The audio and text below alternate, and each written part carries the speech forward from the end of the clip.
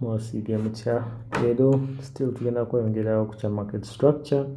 Naye leero tulina bye tugenda okwogerako, terminologies ze tukozesa mu market structure osobole okuba ng'ofuna clear understanding. Katulina kye bayita BOS, tulina kye bayita chalk, tulina MSS, then tulina LQ, bingi. Naye kati BOS is standing up for break of structure, then chalk is standing up for change of character, then MSS kitegeeza market structure shift, then LQ kitegeeza liquidity oba sente. Then tugenda tutandika ne structure analysis. Kati saawa zino oba otunula eno market ogiraba tuli ku 30-minute time frame, era saawa zino clearly erimu ki, erimu downtrend. Kati oba analyzing market mba ngina ku advising otandike ne time frames ennene. Kati oba trading time frames mba neetaaga obeere ne time frames nga 3 time frames, of which ogenda kukozesa time frames tugeze 15 minute, 1 hour, then 4H. Kati conditions egyengoberera eri emu. Mu zino time frames zenkozesa mba njagala bbiri nga ziri ki? Bbiri nga zikwatagana oba nga ziŋŋamba ekintu kye kimu.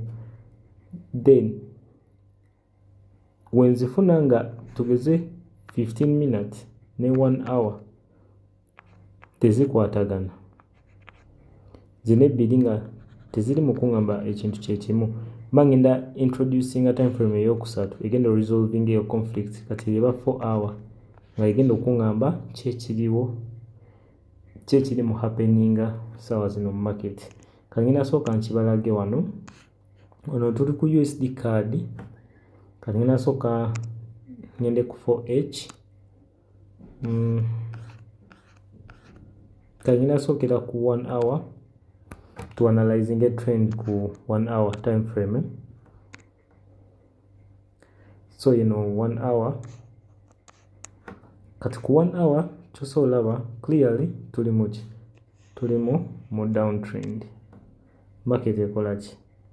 Trending ngedda wansi.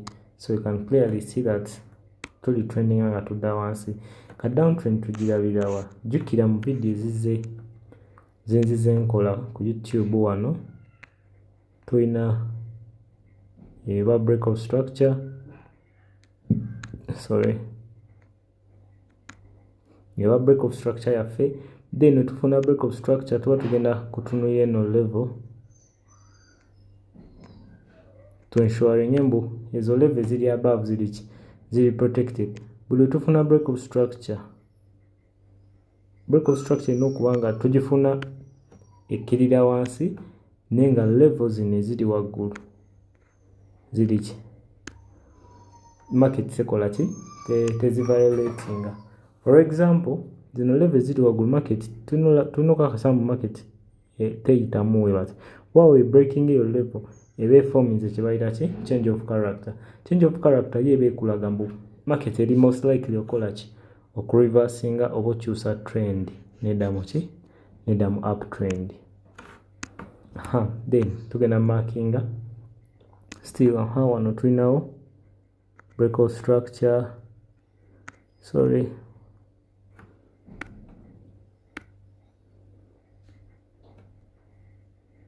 cancel. Wano tulinawo ki? Break of structure paka. Kati wano bwe tutunulira eno week gye tulina saawa zino, kasike zooming in tugi analyzing bulungi kweno part. Kati tutunulira market structure olaba wano tulina week. Ayijjukira n'agamba if a break of structure gye tugenda okonsideringa ng'eri valid, tujja kwetaaga break of structure ng'ekoze ki? Eyina candle close oba nga body ya candle closinze below we batyo si week. bwe tulaba nga week yekoze ki kati wano tulina just week ye breakinze below eyo tetujja giconsideringa nga ki break of structure. Then attention yaffe tugenda gizaawa attention yaffe tugiza ku eno level eriwa eno level eri waggulu. Eno level wenaaba esobodde holdinga market tujja linda ki break of structure then tuconfirminge mbu tukyali mu ki mu downtrend. Naye weba tesobodde nga wenzize mba nnyonnyola tugeze nejja ne closing below ne closing above eno ki ebe tukoledde kibayita ki change of character oba choke. Choke kiba kitegeeza market eri most likely okola ki okyusa trend. Kati wano tulina tetunabafuna break of structure wano market egenda muka consolidation nga okiraba wano kasikemba ndi drawing a box.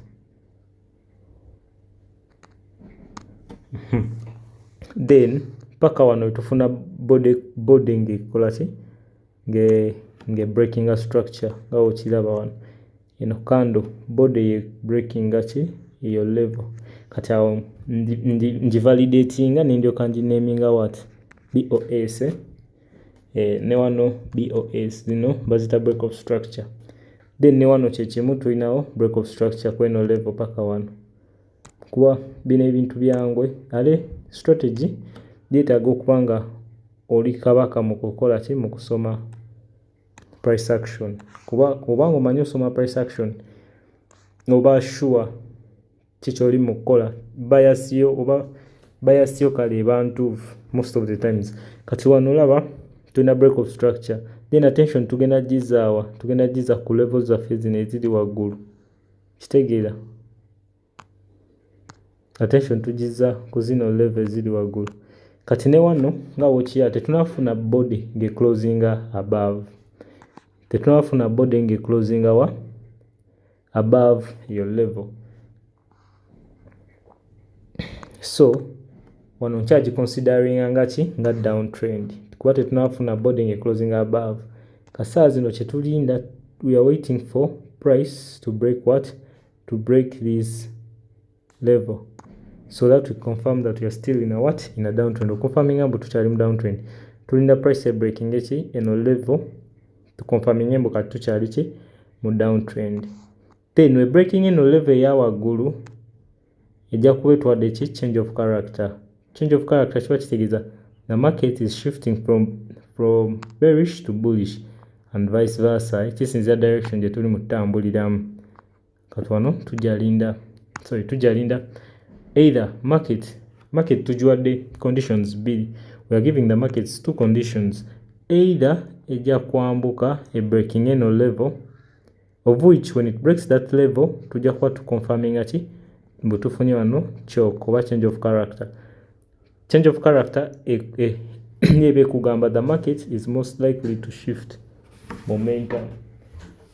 Jukira eri bearish eri most likely okufuuka ki bullish. At the same time eno level enabanga it's still protected, this level I have marked here enabanga it's still what protected netutafuna candle close above then netufuna scenario kati ngeno market nejja ne breaking below this level we marked here and we get a candle close kijja confirming ambuchi we are still in a what in a downtrend. So sawa zino we just have to be patient and wait tulabe market kyegenda okukola.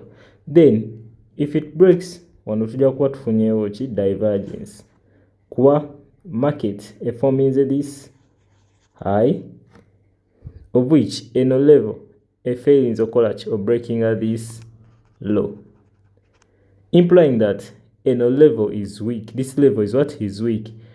Market we're breaking no kiba kiraga eno level eri weak tusobodde ku holding a market either we are most likely to trend going up.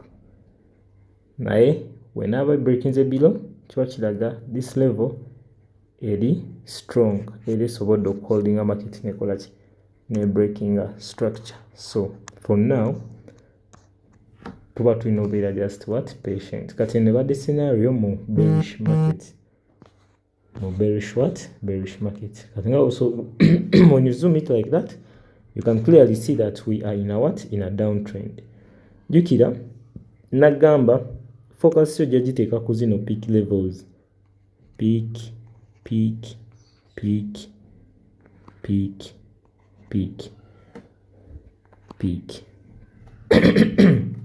Awa zino eza waggulu ziringa ezibadde mu ki in a range, not so, but we are breaking. Zino eza wansi teziri in the same line, zikulaga mbu they are moving but following the downward what direction. Kiba ki implying ati imbu sawa zino tuli mu ki mu downtrend, kuba clearly you can see when you move eno eri kweno side, this move.